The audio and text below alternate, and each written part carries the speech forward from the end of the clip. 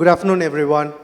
It's a pleasure to be with you to explore one of the key topics that's been there, AI in finance function. Is it a hype or a strategic asset? To start with, I wanted to quote a MIT report where it says 95% of the recent enterprise AI pilots have failed to deliver business impact, although widely adopted with the right investments. Having said that, I see that finance function is at the center where both from an accountability and from an opportunity standpoint is best to ensure that we are able to deliver this business impact from AI. I'm expected on the topic especially today because this is pretty close to what I've been doing in my career. I head finance transformation at Property Finder and have been driving transformations within the finance function through Lean Six Sigma, ERP, RPA, automations, and as finally now at the center of AI. So having given my introduction, I just wanted to introduce the panelists as well. With us, we have Asad Omar, who's the CFO of Emirates Flight Catering.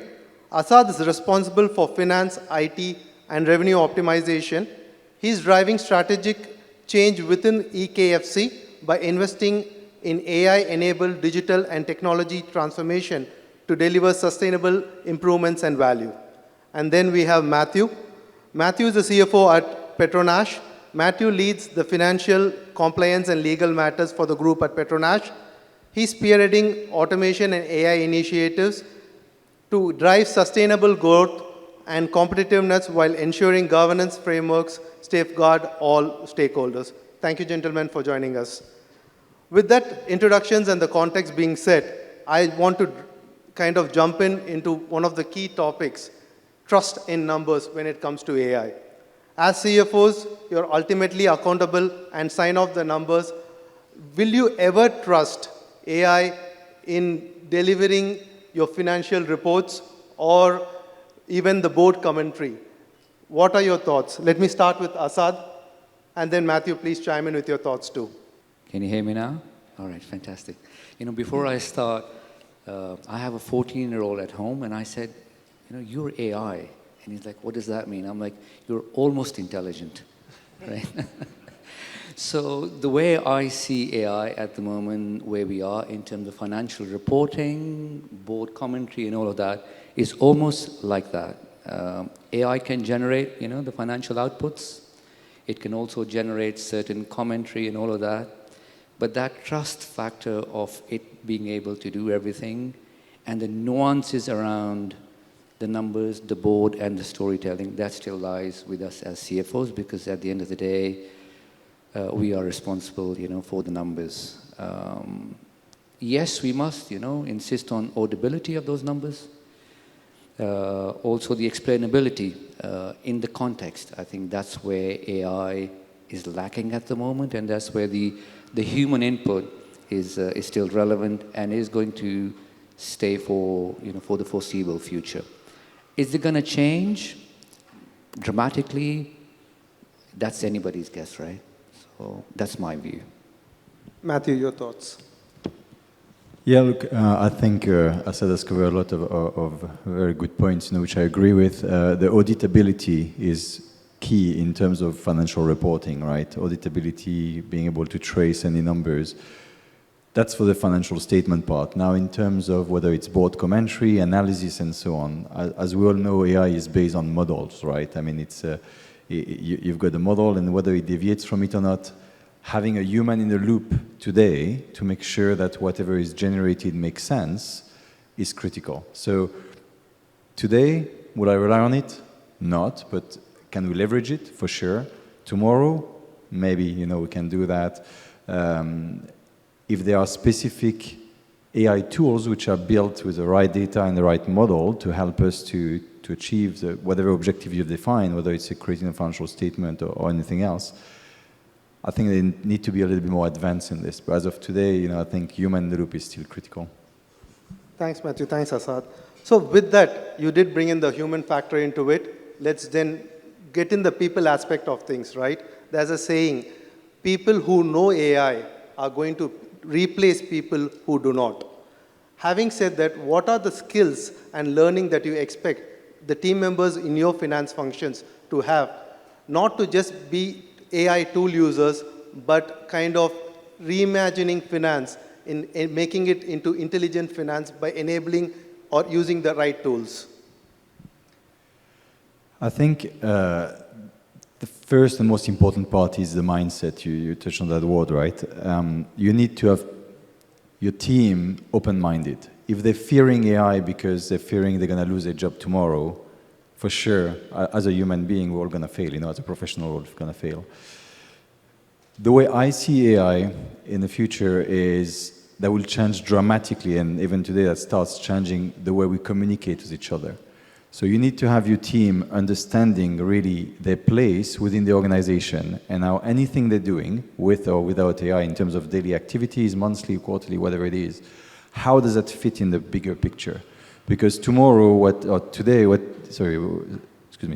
tomorrow, will be done in like half a second. Today, it's probably taking maybe 2 to 3 days. So you will bring all the different functions of the business together. And if you don't understand the impact that you have within the whole organization, whether it's, downflow, upflow, either way, then you're not going to be able to have a right impact and to leverage it. So that's for me, it's about obviously openness and ensuring that people have a wider view of the business and the value they bring to it. That's 2 critical fundamentals of what I'm pushing to my team today. Asad, anything to add from your end? Well, I think Matthew's covered quite a few of important points. The one that I think is probably going to be a critical success factor is critical thinking. Because if you think about it, AI and the use of AI is all built on how good or bad your prompt is. So if we can enable our teams to have that critical thinking, where they move on from being process owners to insight enablers, I think that's going to really unlock a lot of potential and value. And I think that's where we at AKFC are headed towards as well. Wonderful. So I just wanted to touch upon the technology side of things, right? ERP and RPA are now baseline things where every finance organization or most finance organizations have it. And they are more into process standardization and process automations. But the true decision making, as you rightly said, is still in the hands of the humans. With the terminologies of agentic AI and generative AI, which can truly transform things, where do you see AI playing a role in technology? So look, the way I see it, AI is our ERP moment. So those of you who were here when ERP started becoming, fashionable, if I can call it, 25 years ago, AI is actually, is going to be that moment for us. What it brings at the moment, Devakar and colleagues here, is the speed and agility. What we have to unlock is that insights that it can help us with, right? Are we there yet as in organizations? What I see when I talk to my peers, etc., is people are grappling with that challenge. Some people are a bit ahead of others. But that race is on, and whoever is the first one to unlock that, is going to take it, much further. Is it the end of SaaS and ERPs and stuff like that? The jury is still out. But I feel that in 5 to 7 years from now, just like where internet is here and it's omnipresent, AI will be omnipresent in our worlds as well. Fair enough. Matthew, anything to add from your end? Yeah, I think definitely agree with that, the fact that will change the way we do things. I believe AI will obviously be democratized over the next, few years. And that will bring or accelerate development of technology, which we exist today maybe, or don't exist. But, I'm thinking, for example, I was discussing same with some colleagues and friends, like, blockchain is a very logical next step, which AI can bring, right? Especially when you get agentic, which then, and we're talking about auditability and everything else behind. If you look at all different type of system which comes behind, that will accelerate those kind of development. Well, I mean, that's something I'm foreseeing. Whether it's true or not, we'll see. But so there is AI will definitely bring new technology, exactly as I was said, whether the RP will die or not, SaaS model may still be there. They may be more on the AI side as opposed to be actually on the true enterprise system. So that will evolve. But I think that will also depend on the type of companies you're in, right? Whether it's a large organization like maybe Emirates is, we are a much smaller organization. We may not use AI the same way based on the use case, but also based on the return on investment you're going to get. So technology is there, but I think where one needs to be very careful is not just apply AI or because it's a buzzword and you want to try, everyone's pushing you. As you said right in your the first word you said, the studies, that 95% of people have tried AI solution, it's not working. And probably a large part of that is people just saying, we want to get it done, right? The board of directors telling them, just go and get AI implemented.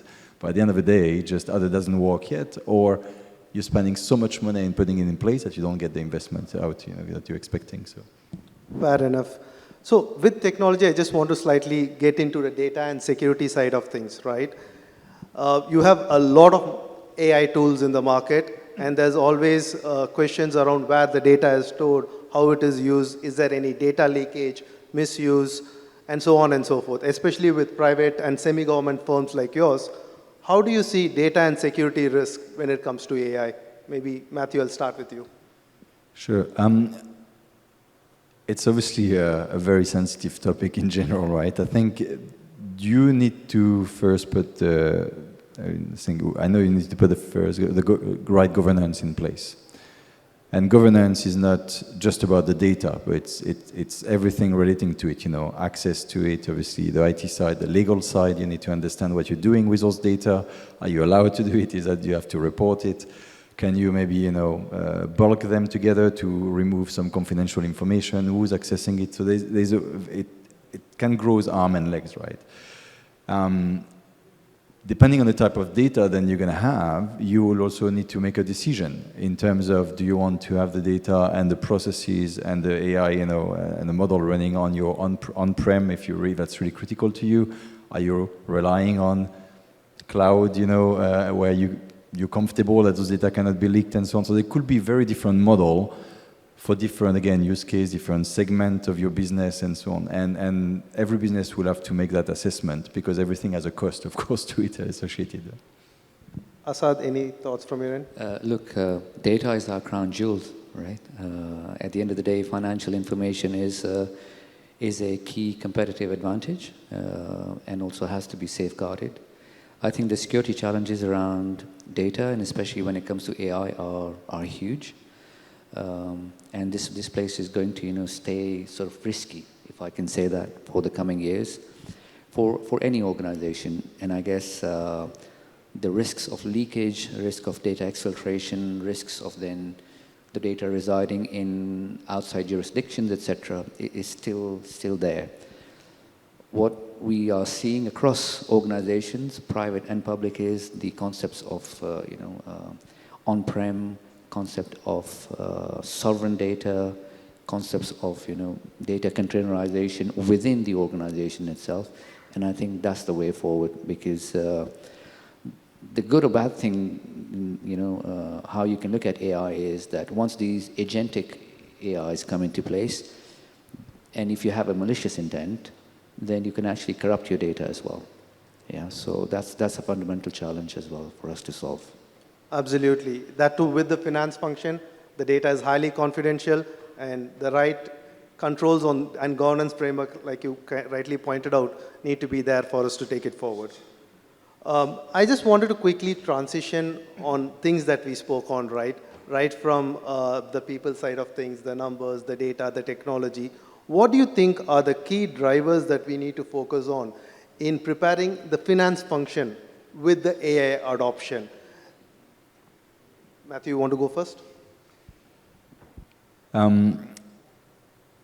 don't think it's just valid for finance. So, my view and the way I've approached it so far has been there's three critical components. One is obviously efficiency, right? You look at the efficiency part, ROI, making sure you invest and you really assess the use case. Do you get value out of it? Do you need to automate it? Do you need to bring AI? Maybe yes, maybe no. Second part, again, we touched on it, is the governance. And the third part is the people, right? I mean, at the end of the day, again, we touched on it as well earlier, everything is based on people in an organization. And if people see that AI is a threat or are not feeling comfortable, regardless what is said at the top management level or the board level, nothing's going to get done. So you really need to get your organization, ready for this and people buying into it. My view of AI is, especially today, in 10 years I may change, but it's about augmenting human capital. So we need just to accelerate and help people develop and grow with those tools, which really, adds value and not just trying to cut costs for the sake of it. Asad, any thoughts to add on from there? Yeah. So for me, it's about the foundations. It's about the data.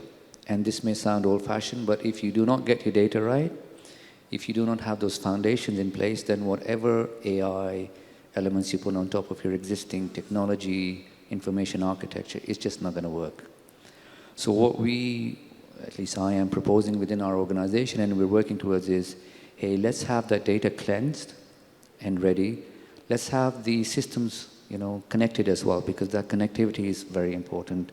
From your CRM, from your ERP systems, to your HCMs, to your tax compliance engines, etc. And then starting small. Starting small helps because you can roll back things quickly as well. And to what Matthew said as well, get your teams getting ready for the AI adoption mass scale. So we're taking small steps and getting ready for a giant leap forward in the coming years. Perfect.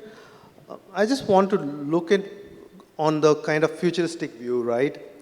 AI is seen today as obviously a buzzword, like you rightly said, but is it going to give the organizations a strategic edge, or down the line, is it going to be a basic need like an ERP or an RPA? What do you think about it? Asad, maybe. I strongly believe it's going to be a strategic edge, okay, because of the ability of AI to bring you foresights. Because ERP and other traditional systems at the moment bring us insights. What's missing at the moment is being able to, predict the trends and predict them more properly than we currently have, and that's where AI can really unlock. Thank you. Yeah, I agree. I mean, that's definitely going to be a strategic edge, depending again on the use case and your business, right? So for us, for example, we an engineering company manufacturing equipment.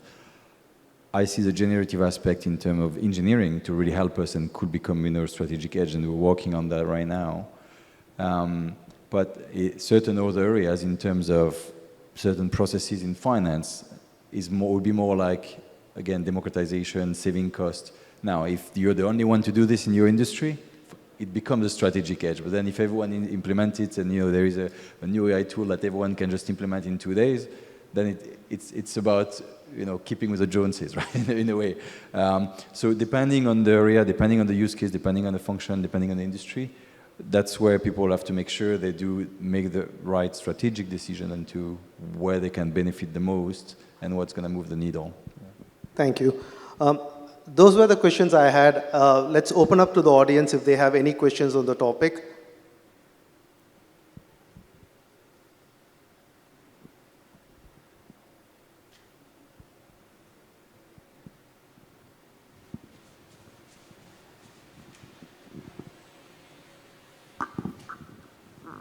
Thank you, panelists, for your excellent deliberations on the AI in the finance function.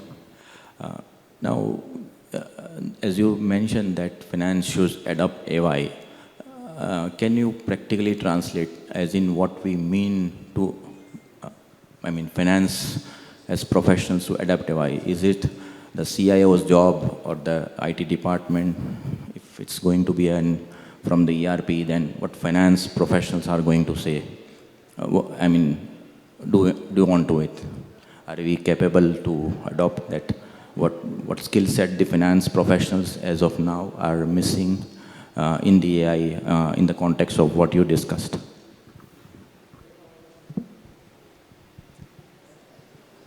Sure. The skill set, I believe, is still not fully known. because it's still, in my opinion, because it's still too early, right? So right now it's really about a mindset, being open-minded, explore, try different things. Whether people try it, on their own time, we'll probably just use, whether Claude, ChatGPT, or try to, but understanding how that works. I think understanding the technology is critical, right? And that's to the reach of everyone, as long as they spend a bit of time on it. Tomorrow, I mean, I've heard a quote recently, which I think was quite thought-provoking. It said, tomorrow's HR department is the IT department, right? Because, especially as technology develop, and everyone start working more with AI, it's not going to be, you're really going to have IT helping the business, and whether it's finance professional or not, to make sure that we understand what's going on, we understand the communication, we understand the link of data, where they're going, and how that flows to the organization. So, my opinions are right now is too early to say to fix, it's a specific skill set, but it's about everyone making sure that they really be curious and try things, right? I mean, we've tried to implement a couple of AI tools in our company last year and a half. One failed, and that was a very simple AP, kind of a tool with different automated processes. And there was certain reason for that, and one of them was we just didn't understand technology. We just didn't understand what the partner that we used, we engaged, was trying to give us. So understanding, being curious, asking the right question is, in my opinion, what's really critical right now. Will that change in a year, 2 years' time, once you've got many tools implemented? Probably, but it's changing very fast. I think it's a great question, something that we don't really talk about a lot, but should be talked about. My view is that first and foremost is about the critical thinking. Because as I mentioned earlier, it's all about the prompting of your LLM, of your AI engine, how you can ask them a much more insightful question for it to be able to help you more. So that's number one. The second one, where I think finance professionals will excel if they can do this, is like simple Python. And we've seen that in our finance organizations, between two people, if somebody can query the LLM through a Python query, the results that we get out, are much more substantially better than people who are just using plain English language. So for the moment, these are the two things. I'm sure as AI matures and develops as well, there will be more tools making it much more easy for us to not really know Python, but still be able to talk to it, for example. And similarly, other tools. So that's where I would focus if I was you right now. Thank you. Any other questions?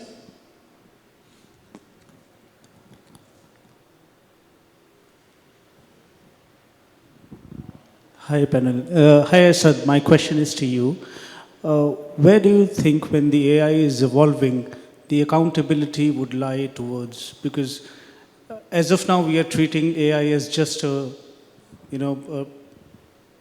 just giving a suggestion probably, but there could be decisions which may go wrong. So where do you see in future that accountability would be lying to? I think it's, if you've seen the movie Matrix, it's one of those questions, right? I personally don't see that, the accountability will move on to the AI, because at the end of the day, the accountability lies with the CFO for all the decision making. So I don't see us moving away from it. AI will become a co-pilot. It may help us with a lot more insights as well, but accountability for actually standing behind those decisions will still lie with humans, at least for the next 5 to 10 years. Thank you. Any other questions? Do we have any takers for questions? Please feel free to raise your hand.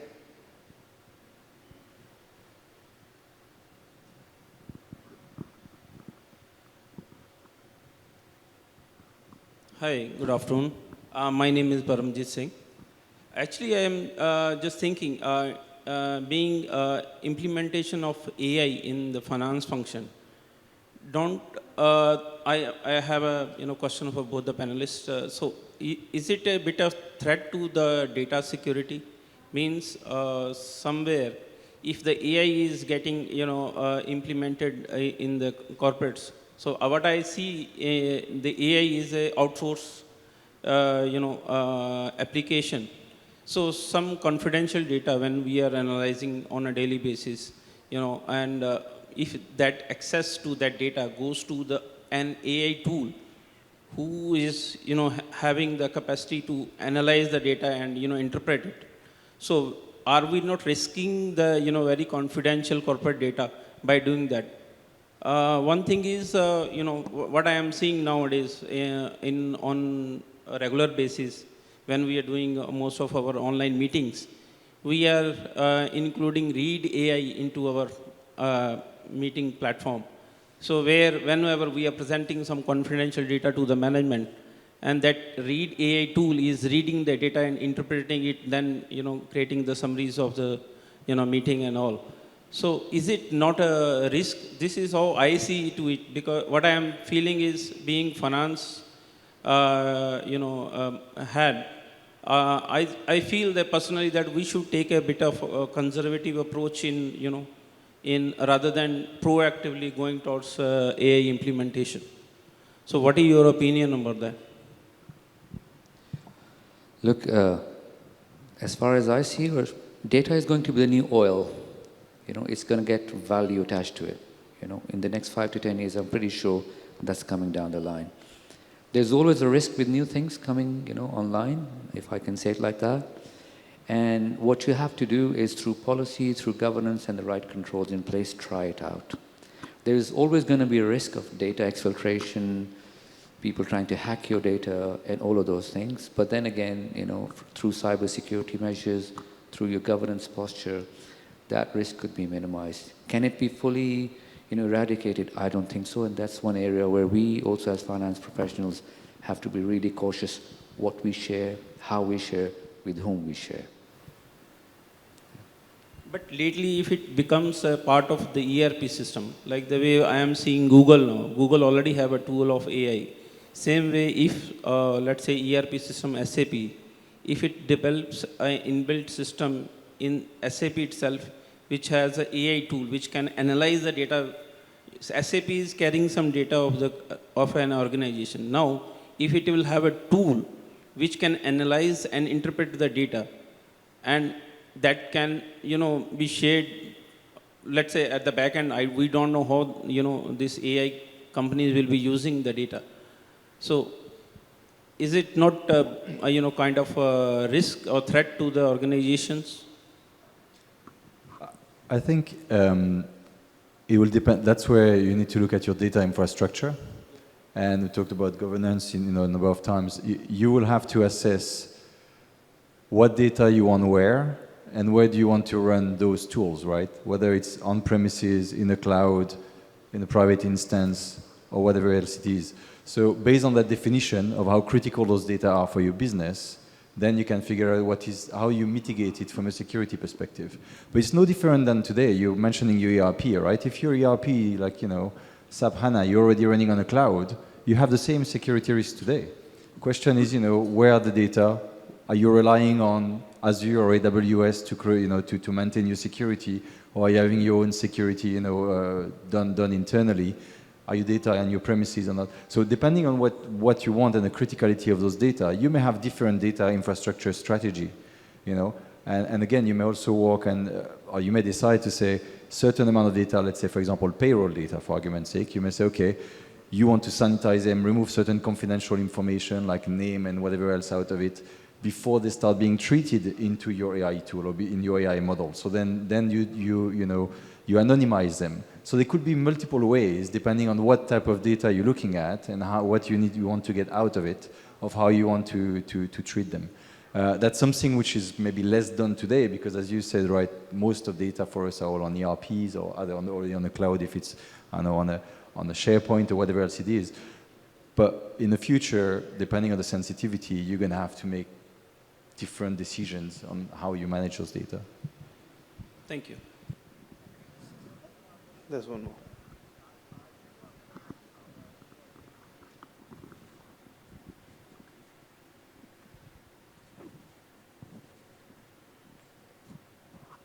Yeah, hi, this is Gaurav Vani.